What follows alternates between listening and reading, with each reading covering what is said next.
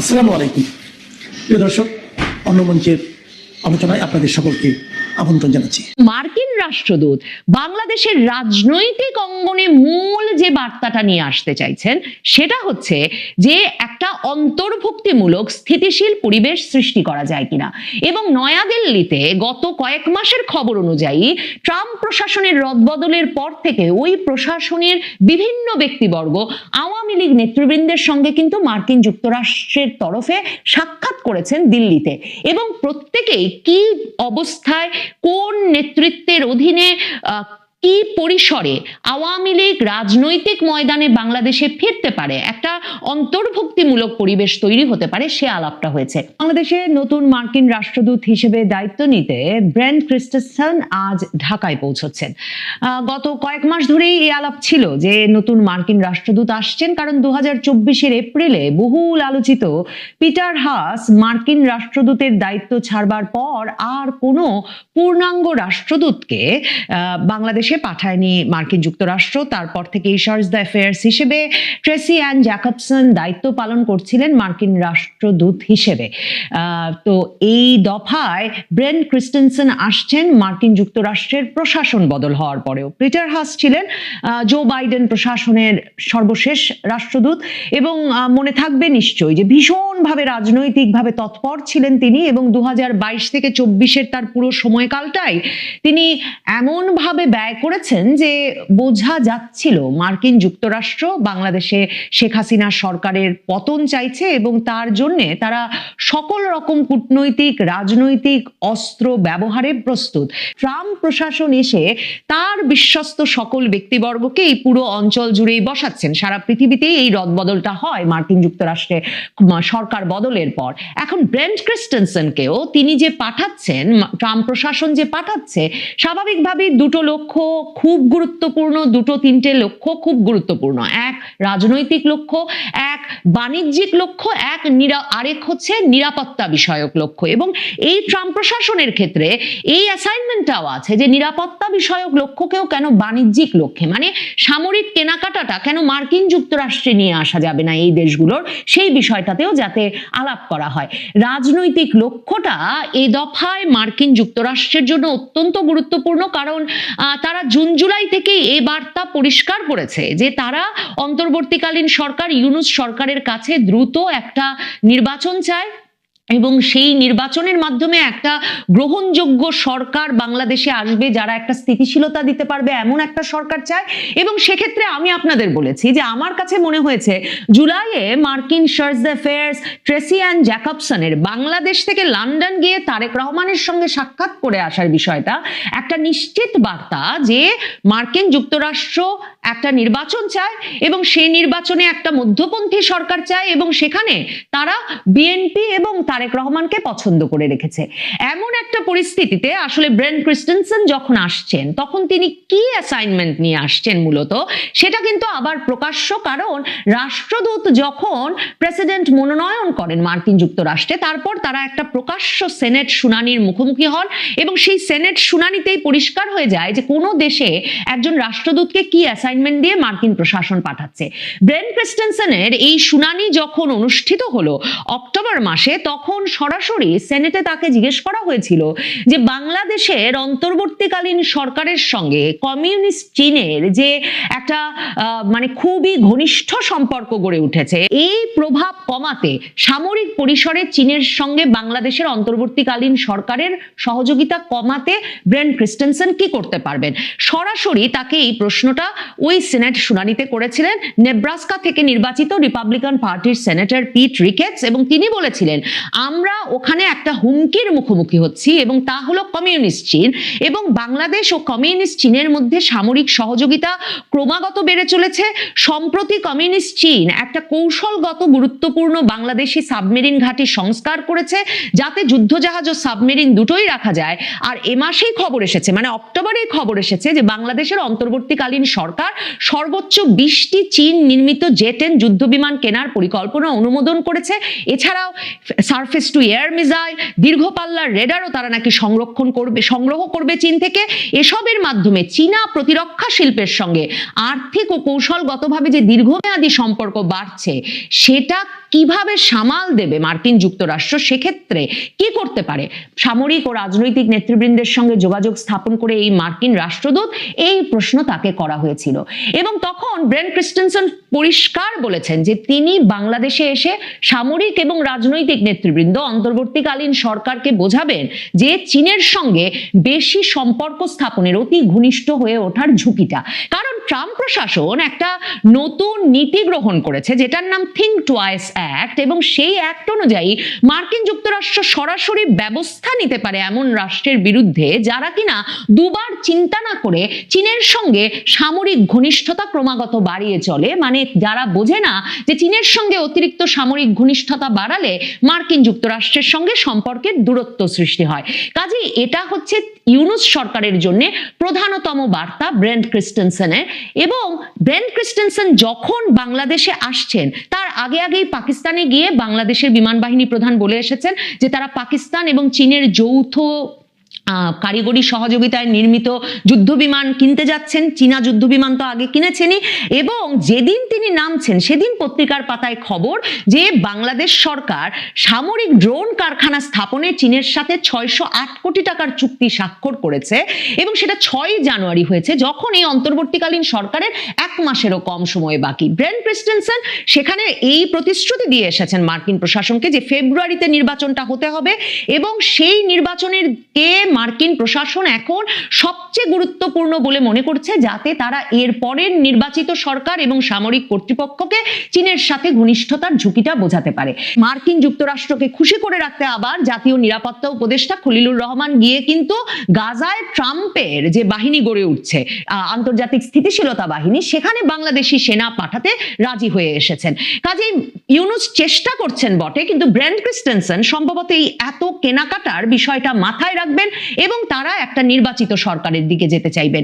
অন্যদিকে জামায়াতে ইসলামীর সঙ্গে চীনের যে পরিমাণ ঘনিষ্ঠতা, মানে আজকেও পত্রিকার পাতায় খবর আছে, গতকালকেও আবারও চীনা রাষ্ট্রদূত গেছেন। চীনা রাষ্ট্রদূত 5ই আগস্টের পর থেকেই বারবার মগবাজারে জামায়াতে ইসলামীর আমিরের সঙ্গে সাক্ষাৎ করতে চান। জামায়াতে ইসলামীর আমির সহ জামায়াতে ইসলামীর শীর্ষ নেতৃবৃন্দদের কয়েকটি দলকে বারবার, ছাত্র শিবিরের নেতৃবৃন্দকেও বারবার চীন কিন্তু ঘুরিয়ে এনেছে চীনেও। কাজেই চীনের সঙ্গে জামায়াতে ইসলামীর ঘনিষ্ঠতাটা এমন যে জামায়াতে ইসলামীর শীতবস্ত্র বিতরণ কর্মসূচিতে গিয়েও চীনা রাষ্ট্রদূত যোগ দিচ্ছেন। ছাত্র শিবির ডাকসুর নেতৃত্বে আসা মাত্র ঢাকা বিশ্ববিদ্যালয়ে হল করে দেওয়ার ঘোষণা দিচ্ছেন চীনা রাষ্ট্রদূত। কাজেই তাদের সঙ্গে একটা চরম ঘনিষ্ঠতা সৃষ্টি হয়েছে। অন্যদিকে চীনা রাষ্ট্রদূত কিন্তু কদিন আগে গিয়ে তারেক রহমানের সঙ্গে সাক্ষাৎ করে এসেছেন, কিন্তু মার্কিন যুক্তরাষ্ট্র জানে যে 2001 সালের 4 দলীয় জোট সরকারের সময় কিন্তু চীনের সঙ্গে বিএনপির একটা বড় ধরনের দূরত্ব সৃষ্টি হয়েছিল, কারণ চীন তাইওয়ানের একটা বাণিজ্য মিশন খুলতে দিয়েছিল ঢাকায়, এবং তার ফলে চীনের সঙ্গে এমন দূরত্ব সৃষ্টি হয়েছিল বিএনপির যে সেটা আবার 2018 নির্বাচনের আগে থেকে তারেক রহমানকে উদ্যোগী হয়ে একরকমের মিত্রতার পথ খুঁজতে হয়েছিল। কিন্তু বিএনপির এখনো পররাষ্ট্র বিষয়ক কমিটির যিনি প্রধান আমির খসরু মাহমুদ চৌধুরী, তিনি কিন্তু ঢাকায় ওই তাইওয়ানের বাণিজ্য কনসাল খুলবার ব্যবস্থা করেছিলেন সে সময়। কাজেই চীন বরাবর বিএনপিকে, যারা কিনা তাদের সবসময়ের মিত্র, মানে চীনের সঙ্গে কূটনৈতিক সম্পর্কটাই বাংলাদেশের স্থাপিত হয়েছিল। বঙ্গবন্ধু 15ই আগস্ট নিহত হলেন, 16ই আগস্ট চীন বাংলাদেশকে অবশেষে স্বীকৃতি দিয়েছিল এবং পুরো কূটনৈতিক সম্পর্কটাই গড়ে উঠেছিল প্রেসিডেন্ট জিয়ার আমলে। কিন্তু ওই যে তাইওয়ানকে জায়গা দিয়েছে ঢাকায়, এই একটা আলাদা এন্টিটি, একটা আলাদা অস্তিত্ব, আলাদা রাষ্ট্র হিসেবে বিবেচনা করে চীন এটা ভুলতে পারে না। এই যে চীনের সঙ্গে বিএনপির এই দূরত্বটা, সেটা ব্রেন ক্রিস্টেনসনের পছন্দ হবে, সেটা মার্কিন যুক্তরাষ্ট্র বিশেষভাবে নজর রাখে।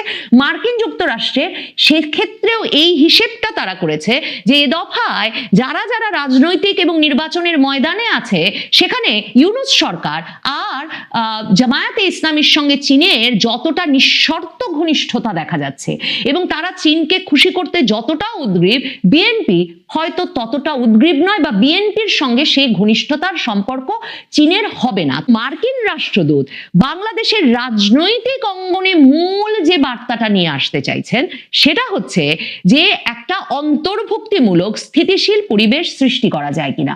এবং নয়াদিল্লিতে গত কয়েক মাসের খবর অনুযায়ী ট্রাম্প প্রশাসনের রদবদলের পর থেকে ওই প্রশাসনের বিভিন্ন ব্যক্তিবর্গ আওয়ামী লীগ নেতৃবৃন্দের সঙ্গে কিন্তু মার্কিন যুক্তরাষ্ট্রের তরফে সাক্ষাৎ করেছেন দিল্লিতে, এবং প্রত্যেকেই কি অবস্থায় কোন নেতৃত্বের অধীনে কি পরিসরে আওয়ামী লীগ রাজনৈতিক ময়দানে বাংলাদেশে ফিরতে পারে, একটা অন্তর্ভুক্তিমূলক পরিবেশ তৈরি হতে পারে, সে আলাপটা হয়েছে।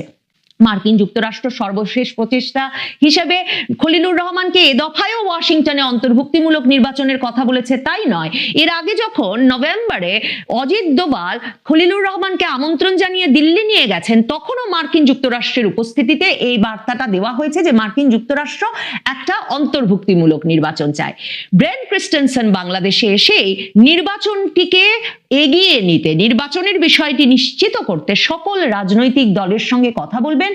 আওয়ামী লীগের জন্য তার সুস্পষ্ট বার্তা আছে কিনা আওয়ামী লীগ নেতৃত্ব সেটা দেখবার জন্য অপেক্ষা করছেন, কারণ আওয়ামী লীগ নেতৃত্বের মধ্যে এই প্রত্যাশাও আছে যে ব্রেন ক্রিস্টেনসন বাংলাদেশে এসে শুধু যে বিএনপি, জামায়াতে ইসলামী, জাতীয় নাগরিক পার্টি সহ দলগুলোর সঙ্গে কথা বলবে তাই নয়, তিনি কথা বলবেন জাতীয় পার্টির সকল অংশের সঙ্গে, যেমনটা মার্কিন বিভিন্ন সংস্থা গত কয়েক মাস ধরে বলে আসছেন। এবং আওয়ামী লীগ নেতৃত্ব মনে করছে নির্বাচনের স্টেক হোল্ডার হিসেবে, বাংলাদেশের রাজনীতির একটা গুরুত্বপূর্ণ অংশ হিসেবে নতুন মার্কিন রাষ্ট্রদূত ঢাকায় নেমে আওয়ামী লীগের সঙ্গেও একটা সভা করে সরকারকে একটা বার্তা দেওয়ার পরিসর তৈরি করতে পারেন, যেমনটা কমনওয়েলথ মহাসচিব করেছিলেন। কমনওয়েলথ মহাসচিব তার ঢাকা সফরে এসে বিএনপি, জামায়াত, জাতীয় নাগরিক পার্টির নেতৃবৃন্দের সঙ্গে যে হোটেলে বসে একের পর এক মিটিং করেছেন, সে হোটেলে বসেই অনলাইনে বৈঠক করেছিলেন যুক্তরাষ্ট্র সহ পৃথিবীর বিভিন্ন দেশে থাকা আওয়ামী লীগ নেতৃবৃন্দের সঙ্গে। আওয়ামী লীগ মনে করে এমন একটা বার্তা ট্রাম্প প্রশাসনের নতুন এই দূত ডক্টর ইউনূস সরকারকে এবং পরবর্তী নির্বাচিত সরকারের উদ্দেশ্যে দিতেই পারেন। কারণ গত অক্টোবরে যখন 3 নর্ডিক দেশের সুইডেন, ডেনমার্ক এবং নরওয়ের রাষ্ট্রদূতেরা সাবের হোসেন চৌধুরীর বাড়িতে গিয়েছিলেন আওয়ামী লীগ রাজনীতিতে ফিরে আসতে কতটুকু প্রস্তুত সেই বিষয়টি নিয়ে আলোচনায়, তখন থেকেই আওয়ামী লীগ নেতৃবৃন্দের তরফে বলে আসা হচ্ছিল যে শুধু সাবের হোসেন চৌধুরী একজন মাত্র নেতা দিয়ে আওয়ামী লীগ রাজনীতিতে ফিরতে পারে না। বাংলাদেশের আইন আদালতে নিয়মিত জামিনের ব্যবস্থা হতে হবে, মিথ্যা মামলাগুলো থেকে আওয়ামী লীগের নেতা কর্মীদের এক রকমের অব্যাহতি দিতে হবে, না হলে অন্তত জামিনের ব্যবস্থা করতে হবে। এবং শিরিন শারমিন চৌধুরী, স্পিকার শিরিন শারমিন চৌধুরী সহ যেসব নেতৃবৃন্দ এখনো এক রকমের গ্রেফতার আতঙ্কে কোথায় আছেন সেটা বলা মুশকিল, সেই সব ব্যক্তিবর্গ কিংবা সেলিনা হায়াত আইভির মতো নেতৃবৃন্দ যাদের ব্যাপক গ্রহণযোগ্যতা আছে আওয়ামী লীগের নেতাকর্মীদের মধ্যে, তারা যদি তাদের মামলায় জামিন পেয়ে প্রকাশ্য রাজনীতিতে বেরিয়ে আসতে না পারেন, তাহলে শুধুমাত্র কূটনৈতিক সভা করে আওয়ামী লীগের জন্য রাজনৈতিক পরিসর করে দেওয়া অসম্ভব হবে। ব্রেন ক্রিস্টেনসন চীনের কাছ থেকে বাংলাদেশের সামরিক বাহিনী এবং বাংলাদেশের বর্তমান এবং পরবর্তী সরকারকে দূরে আনতে বা তাদেরকে চীনের সঙ্গে বেশি মাখামাখির ঝুঁকি বোঝাতে যেমন বাংলাদেশে আসছেন, ঠিক তেমনি তিনি বাংলাদেশে এই সুস্পষ্ট রাজনৈতিক বার্তা নিয়ে আসছেন যে বাংলাদেশে সকল রাজনৈতিক মতেরই রাজনীতি করবার অধিকারের পরিসর নিশ্চিত করতে হবে। আওয়ামী লীগের জন্য নিশ্চিতভাবেই এই নতুন রাষ্ট্রদূত আসা একটা সুখবরই বটে। নেপালের অন্তর্বর্তী সরকারের প্রধান সুশীলা কার্কি যখন প্রকাশ্যে উচ্চারণ করেন আমরা নেপালকে বাংলাদেশ হতে দিতে পারি না, তখন প্রতিটি বাঙালির হৃদয়ে রক্তক্ষরণ হওয়ার কথা। এই সেই নেপাল যারা মাত্র কয়েক বছর আগে বাংলাদেশকে উন্নয়নের রোল মডেল হিসেবে স্যালুট জানাতো। 2021 সালে নেপালের প্রেসিডেন্ট বিদ্যাস দেবী ভান্ডারী ঢাকা সফরে এসে শেখ হাসিনাকে বিশ্বের সবচেয়ে অনুপ্রেরণাদায়ী নারী নেতা হিসেবে অভিহিত করেছিলেন। অথচ আজ সেই নেপাল বাংলাদেশকে দেখছে এক ভয়ানক উদাহরণ হিসেবে, যেন বাংলাদেশ এক সংক্রামক ব্যাধির নাম, যার ছোঁয়া লাগলে তাদের নেপালের মতো রাষ্ট্রেরও রাষ্ট্র ব্যবস্থা পচে যাবে। একটি দেশ কতটা দেউলিয়া, অকার্যকর হলে প্রতিবেশী রাষ্ট্র তাকে ব্যর্থতার মানদণ্ড হিসেবে ব্যবহার করে তা বোঝার জন্য খুব বেশি রকেট সায়েন্স জানার প্রয়োজন নেই। গত 1.5 বছর ধরে কথিত সুশীল, মেধাবী আর বিশ্ববরেণ্য ব্যক্তিত্বদের হাতে দেশ পরিচালনার ভার রয়েছে, অথচ ফলাফল কি? নেপালের মতো ভঙ্গুর অর্থনীতির দেশও আজ আমাদের দিকে আঙুল তুলে সতর্কবার্তা দিচ্ছে। প্রশ্ন ওঠে যে নোবেল জয়ী আর তথাকথিত বুদ্ধিজীবীদের শাসনে দেশ যদি সত্যি স্বর্গের দিকে এগোতো, তবে বহির্বিশ্ব আজ আমাদের নরক মনে করছে কেন বলুন তো? কেন টাইগার অর্থনীতির দেশ আজ টাইম বোমায় পরিণত হয়েছে? চলুন আলোচনা করা যাক। এই লজ্জা আমরা কোথায় রাখবো যখন দেখি পর্তুগালের মতো ইউরোপীয় দেশে নির্বাচনী প্রচারণার বিলবোর্ডে বাংলাদেশকে উদাহরণ টানা হচ্ছে নেতিবাচক অর্থে। বিশ্বের বুকে মাথা উঁচু করে দাঁড়ানো এশিয়ান টাইগার আজ পরিণত হয়েছে হাসির খোরাকে, টাইম বোমায়। তথাকথিত বিপ্লবের কারিগররা যারা জুলাই আগস্টে সাধারণ মানুষের মগজ ধোলাই করেছিল, যারা স্বপ্ন দেখিয়েছিল শেখ হাসিনাকে সরালেই দেশ রাতারাতি সিঙ্গাপুর হয়ে যাবে, তারা আজ কোথায়? বাঁধের বিপরীতে বাদ দেওয়ার আস্ফালনকারীরা কি একবারও দেশের মানুষের সামনে এসে দাঁড়িয়েছে? তারপর তারা আসেনি, আসবেও না, কারণ ধ্বংস করা সহজ, গড়া খুব কঠিন। যে শেখ হাসিনাকে এই সুশীল সমাজ আর ভিনদেশী প্রভুরা স্বৈরাচার আর অযোগ্য বলে গালি দিয়েছে, সেই শেখ হাসিনাই বাংলাদেশকে তলাবিহীন ঝুড়ি থেকে টেনে তুলে উন্নয়নের মহাসড়কে উঠিয়েছিলেন। বিশ্বব্যাংক যখন পদ্মা সেতুতে অর্থায়ন বন্ধ করে দিয়ে অপমান জর্জরিত করতে চেয়েছিল, শেখ হাসিনা তখন নিজেদের টাকায় সেতু বানিয়ে তাদের মুখে ঝামা ঘষে দিয়েছিলেন। আর আজ সেই বিশ্বব্যাংক আর IMF এর দুয়ারে ঋণের ঝুড়ি নিয়ে ধর্ণা দিয়েও খালি হাতে ফিরতে হচ্ছে বাংলাদেশকে বা বর্তমান শাসকদেরকে। IMF যখন সাফ জানিয়ে দিচ্ছে নির্বাচিত সরকার ছাড়া তারা ঋণের অর্থ ছাড় করবে না, তাহলে তথাকথিত আন্তর্জাতিক গ্রহণযোগ্যতা আর নোবেল প্রাইজের ওজন কি কেবল ব্যক্তিগত ড্রয়িং রুমে সীমাবদ্ধ? রাষ্ট্রের প্রয়োজনে তা কানাকড়িরও মূল্য আছে বলে মনে হয় আপনার? আমার মনে হয় না। ডক্টর মোহাম্মদ ইউনূসের নাম যখন বাংলাদেশের রাজনৈতিক আকাশে উজ্জ্বল হয়ে উঠল, তখন অনেকে ভাবলেন এটি একটা নতুন যুগের সূচনা। সেই মানুষটি যিনি গ্রামীণ ব্যাংকের মাধ্যমে দারিদ্র্যের বিরুদ্ধে লড়াই করে নোবেল পেলেন, তিনি হয়তো দেশকে একটা স্বচ্ছ সুশীল শাসনের দিকে নিয়ে যাবেন, অনেকে বলেছিলেন তাই। কিন্তু বাস্তবতা কি? বাংলাদেশের অর্থনীতি, সমাজ এবং আন্তর্জাতিক ভাবমূর্তি যেন একটা অন্ধকার গর্তে পড়ে যাচ্ছে, এবং এই পতনের মূলে রয়েছে ইউনূসের নেতৃত্বাধীন অন্তর্বর্তীকালীন ব্যবস্থা। প্রশ্ন হলো, আর কত নিচে নামাবেন ডক্টর ইউনূস বাংলাদেশকে? কত দূর পর্যন্ত এই অবক্ষয় চলবে, যেখানে একটা দেশের মানুষের স্বপ্ন, আস্থা এবং ভবিষ্যৎকে একজন ব্যক্তির অহমিকা এবং অদূরদর্শিতা গিলে খাচ্ছে? আমার মনে হয় ডক্টর ইউনূস নির্বাচনের মাধ্যমে ক্ষমতা হস্তান্তরের যে কথাটি বলেছেন সেটি একটি ভুয়া। তিনি থাকবেন কোনো না কোনো ভাবে, মানে ভবিষ্যৎ সরকারেও তিনি কোনো না কোনো ভাবে থাকবেন। এই কারণে এই বিশ্লেষণটি আসলে গুরুত্বপূর্ণ হয়ে উঠেছে। তাই এই বিশ্লেষণে আমি দেখাবো যে কিভাবে ইউনূসের সিদ্ধান্ত, নীতি এবং রাজনৈতিক খেলা বাংলাদেশকে একটা অচল অবস্থায় টেনে নিয়ে যাচ্ছে, যা শুধু অর্থনৈতিক নয়, সামাজিক এবং মানসিক ভাবেও ধ্বংসাত্মক। প্রথমেই অর্থনীতির কথা বলি। ইউনূস তো নোবেল বিজয়ী অর্থনীতিবিদ, তার কাছে দেশের অর্থনৈতিক চাকা ঘোরানো কি কঠিন কাজ ছিল? অথচ কেন তার নেতৃত্বে বাংলাদেশের জিডিপি প্রবৃদ্ধি থমকে দাঁড়িয়েছে? আগের যুগে যখন দেশকে এশিয়ান টাইগার বলে প্রশংসা করা হতো, এখন রপ্তানি, রেমিটেন্স এবং বিদেশি বিনিয়োগের ধারা যখন অব্যাহত ছিল, আর এখন রিজার্ভ কমে যাচ্ছে, মুদ্রাস্ফীতি আকাশ ছোঁয়া এবং ব্যাংকিং সেক্টরে খেলাপি ঋণের পাহাড়, ইউনূসের অন্তর্বর্তীকালীন সরকার কেন এই সংকটগুলোকে সামলাতে পারছে না? কারণ তারা রাজনৈতিক প্রতিহিংসায় ব্যস্ত। আগের সরকারের প্রকল্পগুলোকে বাতিল করা, ব্যবসায়ীদের হয়রানি এবং অর্থনৈতিক নীতিতে অস্থিরতা, এসব কি দিয়েছে বাংলাদেশকে? বিদেশি বিনিয়োগকারীরা পালাচ্ছে বাংলাদেশ থেকে, কারণ কে চায় এমন দেশে টাকা ঢালতে যেখানে আজ একটা নিয়ম একরকম, কাল সেটা অন্যরকম। IMF এবং বিশ্ব ব্যাংকের ঋণ পাওয়া কঠিন হয়ে গেছে, কারণ তারা বলছে নির্বাচিত সরকার ছাড়া টেকসই সংস্কার সম্ভব নয়। ইউনূস কি এটা বোঝেন না? বোঝেন, কিন্তু তার অগ্রাধিকার রাজনৈতিক টিকে থাকা নয়, দেশের অর্থনীতি নয়। ফলে সাধারণ মানুষ ভুগছে, দ্রব্যমূল্য বাড়ছে, চাকরি কমছে এবং দারিদ্র্যের হার শনৈ শনৈ ভাবে উপরের দিকে উঠছে। এই নোবেল বিজয়ী যিনি দরিদ্রের জন্য লড়েছেন বলে দাবি করেন, তিনি কি এখন সেই দরিদ্রদেরই আরো দরিদ্র করছেন না? করছেন, আপনি দেখতে পাচ্ছেন না। সবচেয়ে বিস্ময়কর ব্যাপার হলো যে শ্রীলঙ্কা দেউলিয়া হয়ে যাওয়ার পর বাংলাদেশ তাদের ঋণ দিয়ে বাঁচাতে সাহায্য করছিল, সেই শ্রীলঙ্কাও আজ বাংলাদেশিদের জন্য অন অ্যারাইভাল ভিসা সুবিধা বাতিল করেছে। কৃতজ্ঞতা তো দূরের কথা, তারা এখন আমাদের অবজ্ঞা করছে। কেবল শ্রীলঙ্কা নয়, ইউরোপ আমেরিকার দেশগুলো অঘোষিতভাবে বাংলাদেশিদের জন্য তাদের দরজা বন্ধ করে দিচ্ছে। এক সময় যে পাসপোর্টকে সমীহ করা শুরু হয়েছিল, আজ তা বিশ্বের অধিকাংশ বিমানবন্দরে সন্দেহের চোখে দেখা হচ্ছে। ভিসা জটিলতা, ইমিগ্রেশনের হয়রানি আর প্রতিনিয়ত প্রত্যাখ্যান, এটাই এখন বাংলাদেশিদের ললাট লিখন। অথচ শেখ হাসিনার শাসন আমলকে বলা হতো তিনি নাকি পশ্চিমাদের শত্রু। তিনি যদি শত্রু হয়ে থাকেন আর বর্তমান শাসকরা যদি পশ্চিমাদের বন্ধু হয়ে থাকেন, তবে বন্ধুদের শাসন আমলকে কেন 195টি দেশের দরজা আমাদের মুখের উপর ধপাস করে বন্ধ হয়ে গেল? বাস্তবতা হলো আন্তর্জাতিক রাজনীতি আবেগের বা ব্যক্তিগত সম্পর্কের উপর চলে না, চলে সক্ষমতা, স্থিতিশীলতা আর আস্থার উপর। আজ সেই আস্থা শূন্যের কোঠায়। জাপানিজ মিডিয়া তো বাংলাদেশকে ইমার্জিং টাইগার বলছে না, তারা পরিষ্কার ভাষায় বাংলাদেশকে এখন দক্ষিণ এশিয়ার টাইম বোমা বলছে। এই টাইম বোমা কি এমনি এমনি তৈরি হলো, নাকি এর পেছনে রয়েছে এক অদক্ষ, ভিশনহীন, মেরুদণ্ডহীন নেতৃত্বের ধারাবাহিক ব্যর্থতা এবং মিথ্যার ঝুড়ি নিয়ে বাংলাদেশকে এই ভয়ঙ্কর অবস্থায় নামিয়ে আনার কৃতিত্ব? বাংলাদেশের অভ্যন্তরের দিকে তাকান, গা শিউরে উঠবে। শরীয়তপুরে বোমা বানাতে গিয়ে বিস্ফোরণ, মসজিদ মাদ্রাসায় জঙ্গিবাদের আনাগোনা আর রোজকার মৃত্যুর খবর, এসব কি এখনকার নিউ নরমাল? এক সময় যারা শেখ হাসিনার জঙ্গি বিরোধী অভিযানকে নাটক বলে উপহাস করত, আজ তারা চোখের সামনে দেখছে কিভাবে দেশটা আফগানিস্তানের পথে হাঁটছে। মানুষের চোখ কান খোলা থাকলে বুঝতে বাকি থাকার কথা নয় যে এই অস্থিতিশীলতা কোনো দৈব দুর্বিপাক নয়, এটা পরিকল্পিতভাবে সৃষ্ট।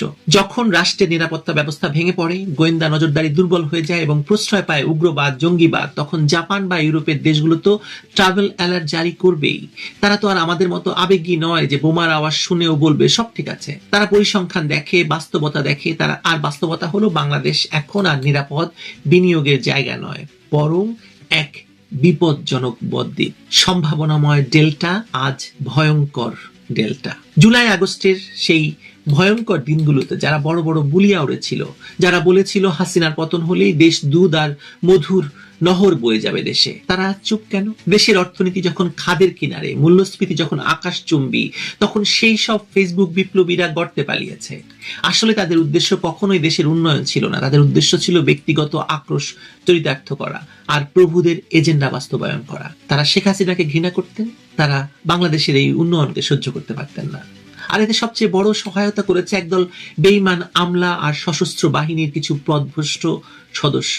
শেখ হাসিনার সরকার যাদের বেতন ভাতা, রেশন আর সুযোগ সুবিধা দিয়ে আগলে রেখেছিলেন, তারা সামান্য ডলারের লোভে, জাতিসংঘের সামান্য চাপে, ব্যক্তিগত নিরাপত্তার স্বার্থে রাষ্ট্রের চরম মুহূর্তে বিশ্বাসঘাতকতা করেছে। ইরানের দিকে তাকালে দেখা যায় চরম বিক্ষোভের মুখেও তাদের বাহিনীগুলো সরকারের পাশে থাকে, নেপালের বাহিনীগুলো তাদের সংবিধান রক্ষা করে। আর আমাদের দেশে দায়িত্বশীল পদে বসে যারা মাটির সঙ্গে বেইমানি করে, তারা কি জানে না যে ইতিহাস তাদের ক্ষমা করবে না? তাদের এই বিশ্বাসঘাতকতার কারণেই আজ বিশ্ব দরবারে বাংলাদেশ একটি অস্থিতিশীল, বিশ্বাসযোগ্যতাহীন রাষ্ট্রে পরিণত হয়েছে। সিঙ্গাপুর বা চীন উন্নয়নের উদাহরণ হয়, কারণ সেখানে রাষ্ট্রযন্ত্রের প্রতিটি নাট বল্টু দেশের স্বার্থে এক সূত্রে গাঁথা থাকে। আমাদের মতো টাকার বিনিময়ে বিক্রি হয় না কোথাও। আজকের এই পরিস্থিতি প্রমাণ করে যে শুধু সুশীল তকমা আর বিদেশি ডিগ্রি থাকলে দেশ চালানো যায় না। দেশ চালাতে লাগে দেশপ্রেম, কঠোরতা আর নিজস্ব মেরুদণ্ড।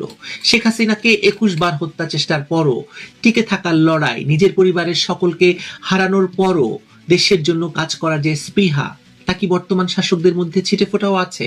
নেই। থাকলে তারা দেশকে এভাবে আন্তর্জাতিক পরিমণ্ডলে ছোট হতে দিত না। তারা ব্যস্ত নিজেদের ইমেজ রক্ষায়, কিন্তু রাষ্ট্রের ইমেজ যে নর্দমায় গড়াগড়ি খাচ্ছে, সেদিকে তাদের ভ্রুক্ষেপ নাই। প্রবাসে থাকা বাংলাদেশিরা আজ হাড়ে হাড়ে টের পাচ্ছে এই পতনের যন্ত্রণা। সৌদিতে হোক কিংবা লন্ডনে বাংলাদেশি পরিচয় দিলে এখন আর আগের মতো সম্মান মেলে না, বরং কপালে জোটে তিরস্কার আর সন্দেহ। এই পরিস্থিতির জন্য দায়ী কারা? দায়ী তারাই যারা একটি স্থিতিশীল, প্রবৃদ্ধিমান রাষ্ট্রকে জোর করে অস্থিতিশীলতার গহ্বরে ঠেলে দিয়েছে। অর্থনীতির ছাত্ররা বা বিশ্লেষকরা একসময় যে বাংলাদেশকে নিয়ে গর্ব করে প্রবন্ধ লিখতেন, এখন তারা কলম থামিয়ে দিয়েছেন, কারণ লেখার মতো কোনো ইতিবাচক সূচক আর অবশিষ্ট নেই। কৃষি, শিল্প, রপ্তানি সবই এখন নিম্নমুখী। ডলারের রিজার্ভ নিয়ে যে হাহাকার, তা মেটানোর কোনো রোডম্যাপ এই অন্তর্বর্তী সরকারের নেই।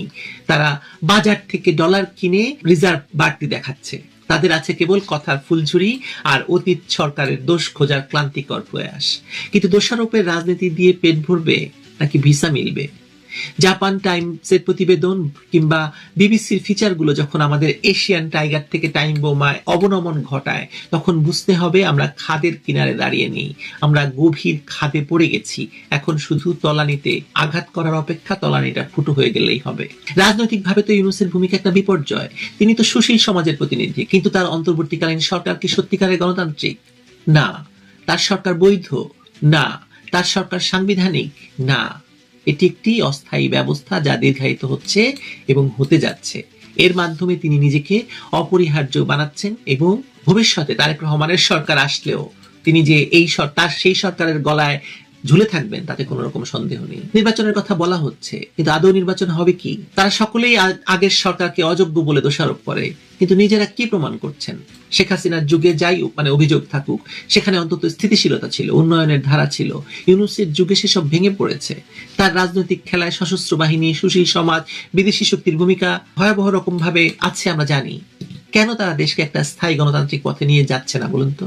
কারণ ইউনূসের অভিলাষ ক্ষমতা ধরে রাখা, দেশের উন্নতি নয়। ফলে রাজনীতি যেন একটা জলাভূমি, যেখানে কোনো দিক নির্দেশনা নেই, শুধু অনিশ্চয়তা। আপনি শুধু ডেবেই যাচ্ছেন এর ভেতরে।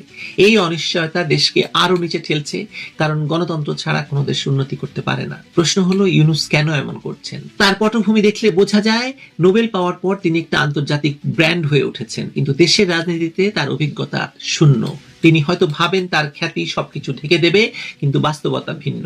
তার সিদ্ধান্ত তার নয়, বিদেশি সিদ্ধান্ত, যা দেশের সার্বভৌমত্বকে ভয়াবহ অবস্থায় নিয়ে গেছে। বিদেশি সাহায্যের উপর নির্ভরতা বাড়ছে দেশের, কিন্তু সেটা শর্ত সাপেক্ষ। ইউনূস কি দেশকে একটা পাপেট রাষ্ট্র বানাতে চাইছেন? তিনি সফল হয়েছেন পাপেট রাষ্ট্র বা পুতুল রাষ্ট্র হিসেবে তৈরি করতে। তার নীতিতে বাংলাদেশ পাকিস্তানের সঙ্গে সবচেয়ে বড় ঘনিষ্ঠ বন্ধু হয়ে উঠেছে। ফলে বাংলাদেশের মানুষের আত্মসম্মান শেষ হয়ে যাচ্ছে, তারা বিশ্বের চোখে অসহায় হয়ে যাচ্ছে। এই নিচে নামানোর প্রক্রিয়া কত দূর যাবে বলুন তো? যতদিন ইউনূসের মতো ব্যক্তিরা ক্ষমতায় থাকবে, তাদের অগ্রাধিকার আসলে নিজস্ব ইমেজ তৈরি করা, দেশ নয়। বাংলাদেশের ব্র্যান্ড তৈরি করেন রেমিটেন্স কর্মী, গার্মেন্টস শ্রমিক, কৃষকের ঘাম, উদ্যোক্তার সাহস আর তরুণের দক্ষতা। এই শক্তিকে রাজনীতির চাকায় পিষে দিয়ে, প্রতিষ্ঠানের ঘাড় মুচড়ে দিয়ে আর ভিন্ন মতকে আদালত, থানার বেড়িতে বেঁধে রেখে উন্নয়নের পতাকা উড়ানো যায় না, যাবে না। আর কত নিচে নামাবেন বাংলাদেশকে ডক্টর ইউনূস? নেপাল আমাদের করুণা করছে, পর্তুগাল আমাদের নিয়ে হাসাহাসি করছে, জাপান আমাদের ভয় পাচ্ছে। এরপর কি সোমালিয়া বা সুদানের সঙ্গে তুলনা? সেটাও হয়ে যাচ্ছে। নাকি মানচিত্র থেকে মুছে যাওয়া এক ব্যর্থ রাষ্ট্রের তকমা বাংলাদেশের গলায় ঝুলবে? দেশের মানুষ হয়তো সাময়িকভাবে বিভ্রান্ত হয়েছিল জুলাইতে, কিন্তু ক্ষুধার জ্বালা আর অপমানের দহন তাদের চোখ খুলে দিচ্ছে। মিথ্যার ফানুস দিয়ে বেশি দিন সত্যকে ঢেকে রাখা যায় না। বিশ্ব মঞ্চে বাংলাদেশ আজ নিঃসঙ্গ, বন্ধুহীন এবং করুণার পাত্র। এই অধপতনের দায়ভার বর্তমান শাসক গোষ্ঠী কোনোভাবেই এড়াতে পারে না। ইতিহাস সাক্ষী থাকবে একটি উদীয়মান সূর্যকে কিভাবে তারা নিজেদের অযোগ্যতায় আর প্রতিহিংসার কালো মেঘ দিয়ে ঢেকে দিয়েছিল। বাংলাদেশ তাই আজ এক ভয়ঙ্কর উচ্চারণ, এমনকি নেপালের কাছেও।